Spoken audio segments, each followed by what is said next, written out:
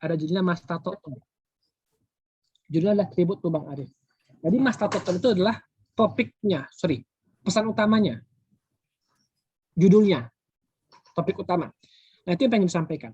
Nah, hal-hal yang di kiri, kanan, atas, bawah itu, yang kecil-kecil itu adalah kira-kira kata kunci apa yang bakal relevan sama tulisan ini.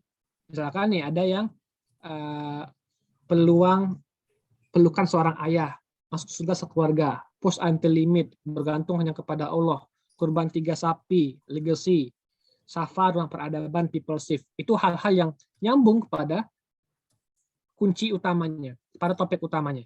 Jadi kalau teman-teman nulis itu, jangan mikir judul di awal. Ini bukan judul ya, teman-teman ya, masa utamanya. Ini semacam topik, semacam ide, tapi hal-hal kiri kanan itu adalah mind map-nya lah ya, simpelnya. Nah, kemudian teman-teman, kalau sudah dibikin berantakan kayak ellipse ini, barulah dirapikan dengan outline. Nah, kalau ellipse ini emang berantakan karena fokus adalah mengeluarkan ide. Sedangkan kalau outline, ini sifatnya itu lebih teratur. Apa pembukanya, apa isinya, apa penutupnya. Jadi teman-teman kan struktur menulis itu simpelnya kan cuma 3 hal saja. Pembukanya apa, isinya apa, penutupnya apa. Tapi banyak hal yang bisa dimasukin di sana. Ini contohnya teman-teman. Hal yang berantakan tadi dirapikan ke sebelah, jadilah rapi. Oh gini doh alurnya. Dimulai dengan sebuah cerita bahwa pertemuan awal kami di 2011, bertemu kembali di 2017, dan seterusnya. Apa sih masalah tutup itu gitu? Bla bla bla, dan tutupnya adalah apa sih kesimpulannya? Bergantung pada Allah saja, dan seterusnya.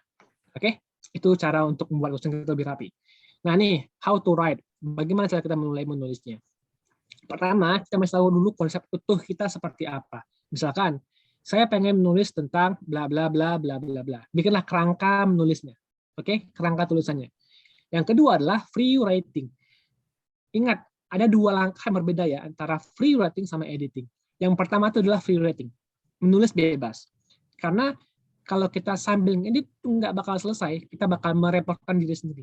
Maka ketika udah tahu kerangka pikirnya adalah free writing, sesuai dengan kerangka pikir kita, tanpa ada ngedit sama sekali. Misalkan saya bakal menargetkan ini selesai dalam 200 kata, ini bakal selesai dalam 30 menit, udah selesai, titik, diindapkan sebentar, barulah masuk ke langkah ketiga, diedit dari awal sampai akhir. Setelah itu, barulah teman-teman pertimbangkan beberapa alternatif judul. Jadi jangan di awal, karena kalau mikirnya langsung di awal, bingung sendiri. Udah bingung, nanti nggak tahu pengen lanjut seperti apa. Yang kita butuhkan adalah konsep utuh kita di awalnya, bukan judul. Nah, kemudian setelah kita punya beberapa alternatif judul, barulah kita tunjuk, kita pilih, kita putuskan satu saja judul yang final. Nah, kenapa bikin alternatif judul dulu baru ada judul final? Karena kalau sudah punya banyak, kita bisa milih satu. Tapi kalau kita bisa milih satu saja, langsung spesifik tuh pembahasan kita. Jadi nggak usah satu. Oke, teman-teman. Nah, terus teman-teman setelah kita nulis selesai tulisan kita gitu ya, berpikirlah lebih big, lebih besar. Kayak teman-teman melangkah lah, kayak daki gunung gitu kan. Kita kan pasti ada tantangan-tantangan di hadapan kita. Makanya kalau langkah kita untuk bertumbuh, kunci kita untuk bertumbuh adalah selalu berpikir what's next big goals. Apa tujuan besar lagi yang pengen saya gapai selanjutnya. Contoh teman-teman. Di 2011 saya itu pernah mendapatkan buku berjudul Aku Anak Mas Ibu. Buku ini saya terima dari seorang penulis bernama Arya Sandiuda. Beliau ini banyak alumni UI nggak di sini ya? Jadi beliau ini singkat saya pribadi dulu ini adalah alumni Ketua Salam UI kayaknya, tahun berapa gitu, saya lupa. Nah kemudian dia kasih buku kepada seluruh peserta di sana pelatihan, dan saya merasa bahwa ini semua buku doang gitu, bukan hal yang spesial. Itu di 2011 saya dapatnya. Kemudian di 4 tahun berikutnya 22 Desember 2015, saya nulis opini di Pos. Judulnya adalah Hari Ibu sebagai Momentum. 4 tahun berikutnya saya bikin buku tipis. Judulnya adalah Surat Cinta untuk Mama. Buku itu hanya dibaca oleh 2 orang. Saya dan ibu saya. Itu isinya adalah apa yang saya rasakan, apa yang saya pikirkan, apa yang selama ini nggak saya sampaikan langsung secara lisan, saya sampaikan secara tulisan, karena saya rasa penting untuk disampaikan. Karena selama ini kan kita mungkin gengsi untuk menyampaikan sesuatu dengan cara tulisan, dengan cara lisan, karena kita nggak bakal sanggup, kita bakal nangis atau apapun gitu ya. Lalu ya udah saya sampaikan via tulisan aja gitu. Lalu beliau tersenyum ketika mendapatkan hadiah itu. Saya bertanya, Mama seneng nggak dapat hadiah dari Reski? Dapat buku dari Reski? Terus dia bilang, senang. Kenapa Mama senang? Karena hanya Reski yang bisa bikin kayak gitu. Jadi sebuah respon yang bagi saya berkesan banget, yang mengatakan hanya saya bisa bikin kayak gitu. Lalu rasa bahagia itu pengen saya duplikasikan. Sepertinya nggak cuma saya deh yang bisa kayak gini. Saya pengen menjadi perpanjangan tangan bagi orang lain untuk melakukan hal yang serupa. Akhirnya jadilah gerakan, namanya Buku Untuk Ibu. Jadi di 20 Desember 2019, sebelum pandemi menyerang, kami bikin gerakan yang itu intinya adalah kita bahas tentang bikin buku tentang ibu, launching bareng-bareng, kasih hadiah kepada ibu kita. Ada yang mungkin kasih hadiahnya tentang ibu mereka, ada yang mungkin nggak ngasih hadiah. Intinya sih bikin buku tentang ibu sih topiknya saat itu. Kemudian di 2020 saya merasa bahwa nggak adil nih kalau cuma ibu doang, kenapa nggak ayah juga? Akhirnya jadilah buku untuk ayah ibu. Jadi kuncinya adalah kita tuh bikin buku, kita bikin sesuatu, kita sampaikan kepada ayah ibu kita sebagai sarana komunikasi, penghubung kita dan orang tua kita, agar nggak ada lagi gengsi-gengsi untuk menyampaikan sesuatu hal. Karena kalau kita sudah menyampaikan satu hal gitu, kita kan nggak bakal tahu respon mereka seperti apa. Tapi kalau kita cuma memendam saja, kita harapkan perubahan apa? Maka berani sampaikan. Jika nggak berani melalui lisan, ngomong langsung, sampaikan secara tulisan. Bahkan seorang teman-teman, dia bikin surat suara. Apa itu surat suara? Jadi dia tuh nulis, nggak tahu pakai tangan atau pakai laptop gitu ya. Kemudian ada link podcast karena itu via suara gitu ya, disampaikan kepada orang tuanya. Jadi ada teksnya, ada suaranya, kasih hadiah kepada orang tuanya. Padahal tanda kutip dia tuh anak baik-baik gitu, nggak ada masalah. Tapi ternyata bukan anak bermasalah pun kita pasti ada yang pengen disampaikan sama orang tua kita. Dan setelah itu dia tumpah tangisan dia ketika bercerita ketika kami launching. Jadi teman-teman, buku untuk ibu adalah jalan bagi kami untuk menjadi perpanjangan tangan. Dan bagi teman-teman yang pengen ikutan gerakan ini, kita masih jalan kok. Nanti bakal kita launching sampai bareng-bareng di 26 Desember nanti. Silakan cek aja IG Buku Untuk Ayah Ibu. Oke, sebagai penutup teman-teman ada kutipan dari seorang teman. Dia mengatakan bahwa mimpi dari seorang penulis itu bukan hanya menerbitkan buku pribadi saja, karena buku hanyalah tools, hanya alat. Maka pikirkan apa ekspansi kebaikan selanjutnya. Bagi saya, menulis udah selesai, udah bisa. Apa ekspansi kebaikannya? Salah satunya adalah untuk ayah ibu. Saya pengen menjadi perpanjangan tangan bagi orang-orang untuk menyampaikan sesuatu kepada orang tua mereka. Oke, itu teman-teman dari saya pribadi. Kita boleh lanjut diskusi. Saya kembalikan kepada moderator. Oke, mantap, Masya Allah. Oke, luar biasa ya materi yang disampaikan oleh Bang Reski ini. Saya sendiri jadi sedikit terdorong nih, Bang, mulai nulis dan juga mungkin mulai menuliskan buku saya sendiri untuk ibu saya. Oke, jadi sekarang kita langsung masuk ke sesi tanya jawab aja karena waktunya singkat. Jadi buat teman-teman yang ingin bertanya, silakan ngomong di chat, ngomong saya di chat, terus Kopeng Ekonomik, atau mungkin langsung ketik pertanyaannya di kolom chat ya. Nah, langsung mantap, semangat sekali ya. Aden ini boleh, Aden silakan bertanya. Anwik, kalau pengen. Oh iya, ya makasih banyak Kak Reski atas tutorialnya yang sangat praktis, singkat, pada jelas Kak. Kameranya belum nyala ya, maaf. Itu sih Kak.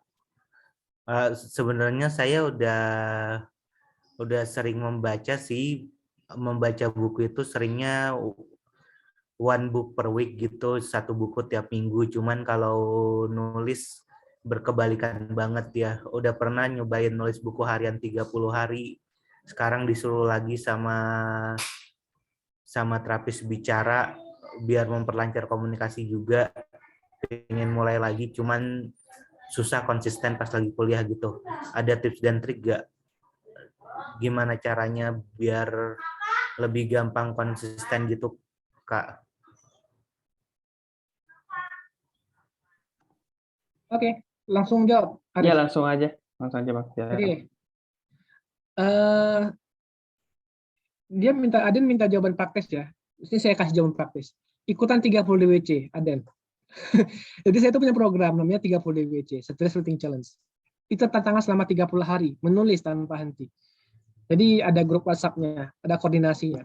Ada feedback dari bersama peserta, ada feedback dari mentor juga, ada kelas online juga. Bahkan cukup ketat aturannya.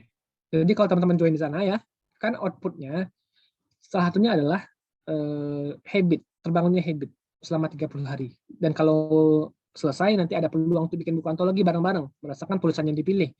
Nah, yang bikin menariknya adalah sistem DO. Jadi kalau teman-teman wajib nulis setiap hari, wajib. Kalau nggak nulis setiap hari, misalkan 1 hari nggak nulis, itu jadi hutang tulisan untuk besoknya. Maka jika ada 3 tulisan, 3 hari nggak nulis berturut-turut, bakal di drop out dari grup. Nah, kemudian gimana caranya kembali lagi lunasi hutang tulisannya. Nah, nanti kan dengan cara itu teman-teman bakal terpacu tuh semangatnya gitu. Jadi nggak mut-mutan lagi. Minimal nulisnya nggak banyak kok, cuma 200 kata doang. Itu nggak sampai 1 caption full Instagram bahkan. Kalau teman-teman meluangkan waktu mungkin 20 menit doang gitu untuk menulis, bisa pasti insya Allah.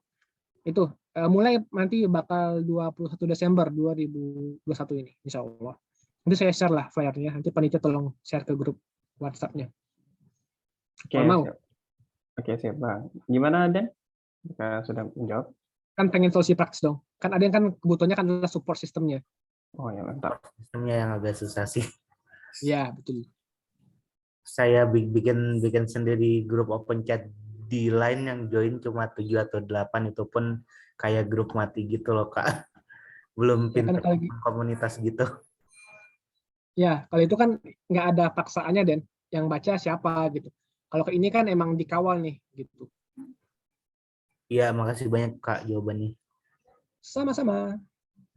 Oke, mantap. Oke, terima kasih pertanyaan dari Aden dan jawaban dari Bang Reski. Oke, sekarang saya buka kesempatan kedua untuk yang ingin bertanya. Masih ada kesempatan. Kalau misalkan malu-malu boleh PC ke saya atau ke host. Boleh via chat. Yang penting Iya. jangan dipendam dong. Kita kan Ya, di Senayan dong. Ya, kita di sini mau belajar untuk menuangkan perasaan kita melalui tulisan. Boleh lewat chat. Iya. Yoi. Oke. Mungkin kalau belum ada pertanyaan, aku ada beberapa pertanyaan sih Bang. Buat yang program ini harus pakai bahasa Indonesia nggak Bang? Yang program Gimana? 30 hari menulis. Oh, menyarankan untuk bahasa Indonesia. Karena apa kan yang ikutnya kan orang Indonesia gitu. Boleh nggak pakai bahasa Inggris? Boleh, tapi tantangannya adalah orang yang bakal nge-feedback itu bakal terbatas. Oh. Jadi kalau nggak butuh feedback ya nggak apa-apa, tulis bahasa Inggris gitu. Misalkan gini. Setiap hal apapun, yang penting bagi kita adalah misi untuk menjalaninya. 30 WC itu kan jalan sederhana bagi teman-teman pengen bangun habit untuk menulis. Bangun habit ya. Tapi misalkan ada yang punya misi lain. Saya pengen membangun habit tapi versi Inggris. Boleh nggak? Boleh aja gitu. Tapi ya ada konsekuensinya. Tidak dapat feedback, tapi teman-teman bisa membangun habit untuk bikin diary English. Ya nggak apa-apa gitu. Kan itu tujuannya. Maka ya boleh-boleh aja sebenarnya. Oke, mantap. Saya punya pengalaman menarik, Arif, tentang tadi ya. Jadi ada seorang teman saya ikutan 30 WC, dia itu anak diplomat, orang Indonesia.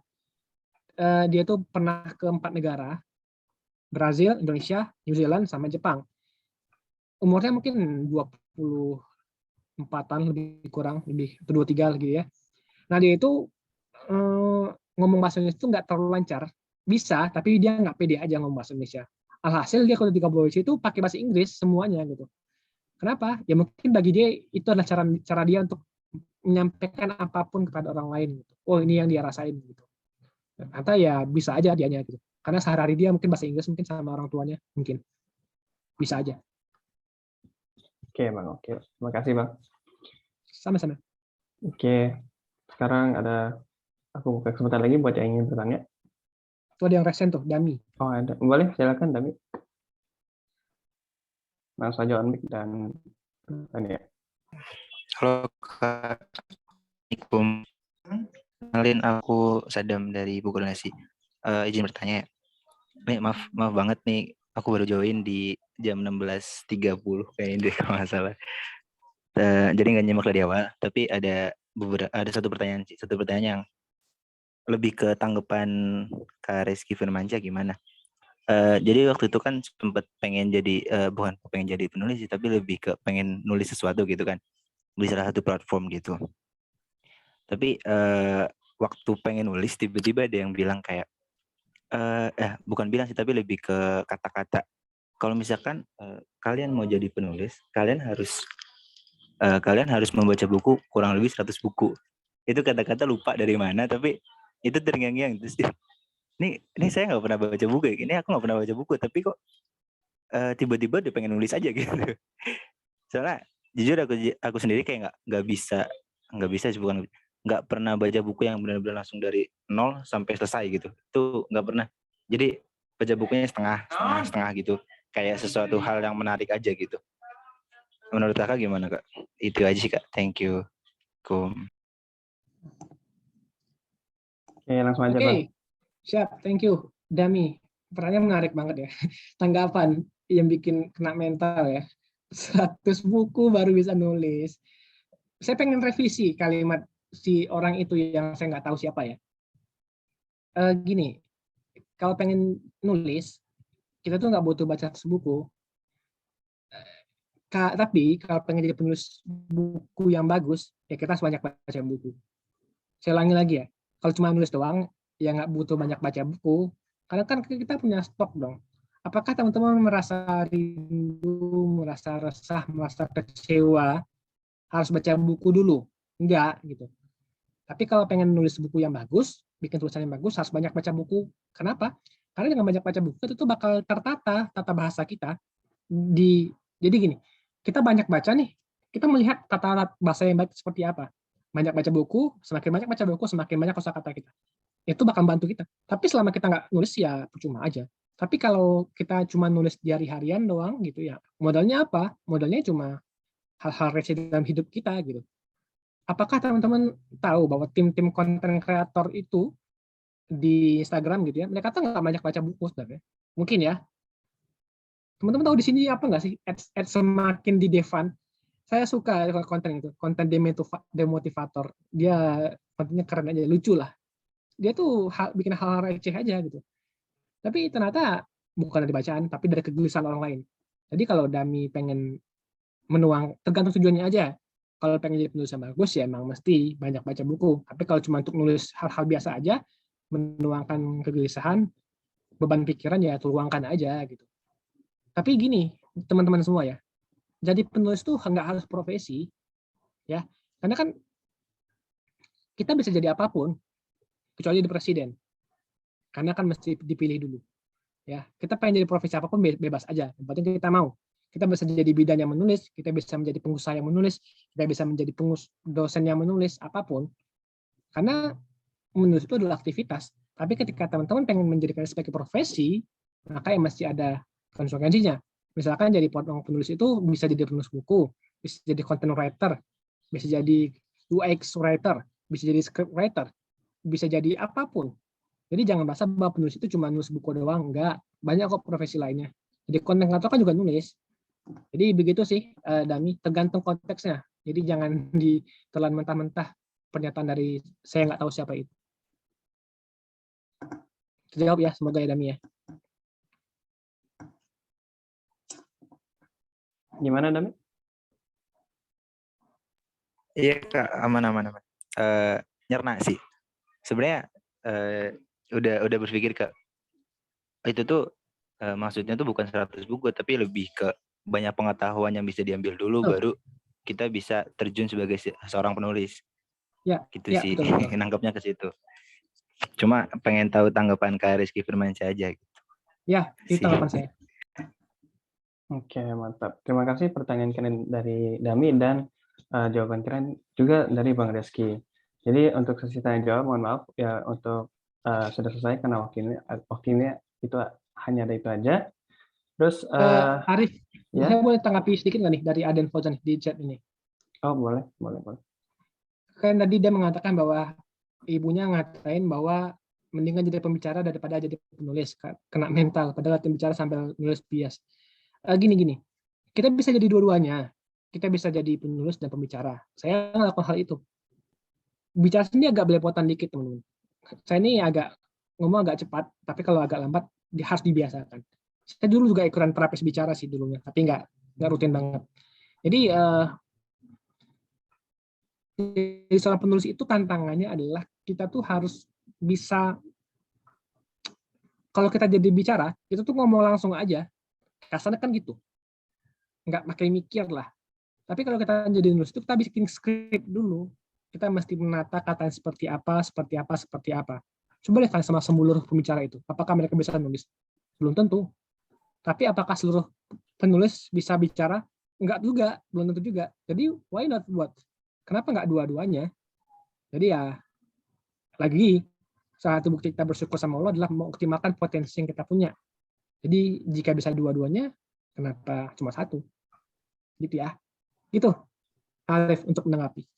Oke, mantap tanggapannya. Jadi gitu ya teman-teman, jangan terlalu sempit, tapi kita bisa jadi penulis dan juga pembicara. Oke, maaf. Jadi untuk hari ini itu saja waktu yang ada. Jadi mungkin kita tutup dulu dengan sedikit closing statement dari Bang Reski. Mungkin separagraf, 2 paragraf. Oh, dari saya ya? Ya. Oke. Gini, teman-teman. Menulis itu adalah aktivitas banyak hal. Aktivitas hati kita untuk merasa lebih empati, aktivitas pikiran kita untuk berpikir, tapi yang penting adalah aktivitas tangan kita untuk menuangkan kata-katanya. Kalau cuma berimajinasi doang, kita nggak bakal jadi penulis. Kuncinya menulis adalah menulis. Jadi jangan mikir doang, jangan merasa doang, jangan mimpi doang.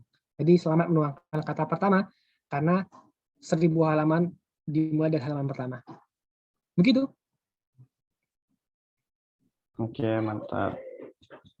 Jadi semoga kita semua di sini lebih semangat untuk berbagi kebaikan tulisan dimanapun kita berada. Oke, buat Bang Reski ada sedikit hadiah dari panitia, boleh? Panitia share screen buat ya. Jadi ini ada sertifikat buat Bang Reski. Nah mungkin kita bakal foto sebentar ya buat dokumentasi. Boleh. Oke. Jadi kepada panitia silakan dokumentasi. Terima kasih kepada Bang Reski ya sudah mengisi di acara buka donasi.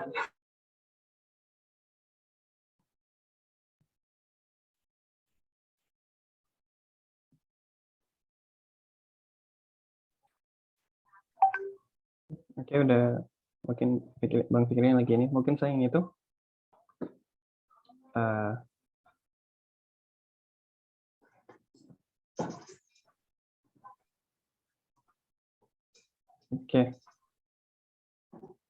Oke, sudah didokumentasi. Mungkin satu foto lagi buat kita peserta semua bersama pembicara. Buat teman-teman yang pengen on cam untuk dokumentasi, silakan.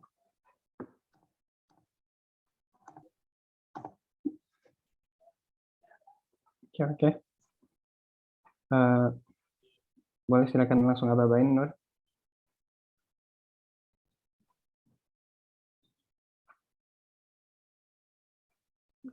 Teman-teman langsung aja sini ke kamera, nahan pose.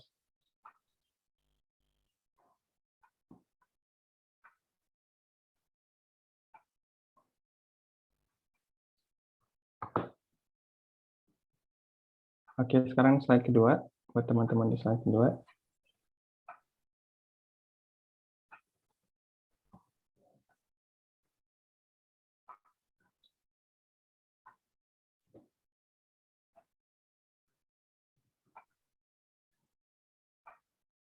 Dan sekarang slide ketiga.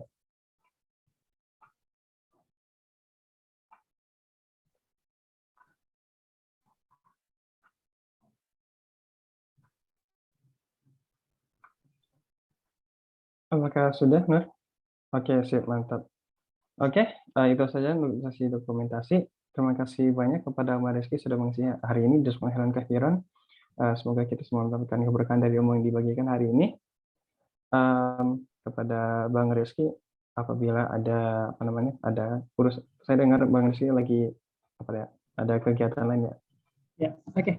Iya. Terima kasih banyak ya teman-teman ya. Saya mau izin undur dulu. Sampai jumpa kapan-kapan, nanti saya share infonya ya ke grup. Assalamualaikum. Waalaikumsalam warahmatullahi wabarakatuh. Waalaikumsalam warahmatullahi wabarakatuh. Nah, sekarang telah selesai sesi sharing dengan Bang Reski. Saya kembalikan kepada MC, kepada Ria, dipersilakan.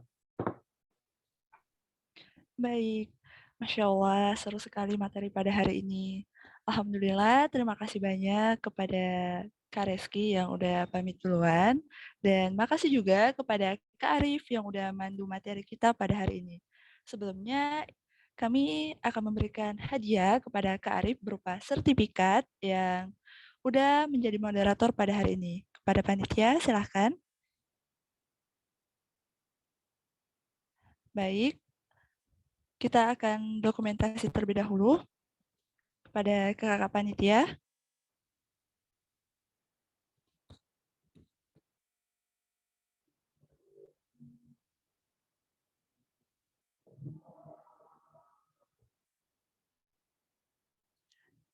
Oke, terima kasih banyak Kak Arif udah mandu materi kita pada hari ini. Selanjutnya kepada para peserta nanti akan ada link. Link ini berupa pengisian form evaluasi atau CSI. Kepada kakak panitia mohon untuk men-share linknya di kolom chat. Nanti akan ada form. Jadi kepada para peserta silakan untuk mengisi form evaluasi tersebut.